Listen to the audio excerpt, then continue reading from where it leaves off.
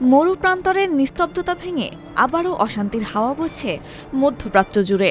যুদ্ধের উত্তাপে কাঁপছে উপসাগরীয় অঞ্চল, আর সেই উত্তাপ ছড়িয়ে পড়ছে বিশ্ব অর্থনীতিতেও। সংঘাতের প্রভাব পড়েছে জ্বালানি বাজারে, ফলে আন্তর্জাতিক বাজারে তেলের দাম পৌঁছে গেছে গত 2 বছরের সর্বোচ্চ পর্যায়ে। এরই মধ্যে কাতারের জ্বালানি মন্ত্রী সাদ আল কাবি সতর্ক করে বলেছেন, উপসাগরীয় অঞ্চলের তেল ও গ্যাস রপ্তানিকারক দেশগুলো আগামী কয়েকদিনের মধ্যে উৎপাদন বন্ধ করে দিতে পারে।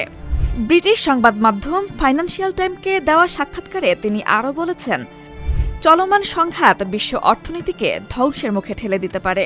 ইতিমধ্যে আন্তর্জাতিক বাজারে তেলের দাম 9% বেড়ে ব্যারেল প্রতি $93 ছাড়িয়েছে, যা 2023 সালের শরতের পর সর্বোচ্চ।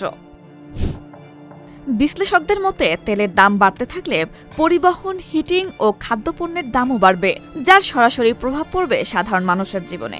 কাতার এনার্জি জানিয়েছে, এলএনজি উৎপাদন কেন্দ্রে হামলার কারণে কিছু উৎপাদন বন্ধ রাখতে হয়েছে।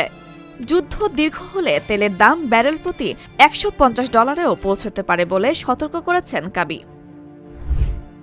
বিশ্বের মোট তেল সরবরাহের প্রায় 1/5 পরিবহন হয় গুরুত্বপূর্ণ হরমুজ প্রণালী দিয়ে। ইরান ও মার্কিন ইসরায়েল সংঘাতের পর এই পথে জাহাজ চলাচল ব্যাহত হওয়ায় চীন, ভারত ও জাপানের মতো বড় অর্থনীতিগুলো উদ্বেগে রয়েছে। জ্বালানি বিশ্লেষকেরা বলছেন, সরবরাহ ব্যবস্থা দীর্ঘ সময় ব্যাহত হলে বিশ্ব অর্থনীতিতে বড় ধাক্কা লাগতে পারে। পরিস্থিতি সামাল দিতে বিভিন্ন দেশ তাদের জরুরি মজুদ তেল বাজারে ছাড়ার কথাও ভাবতে পারে।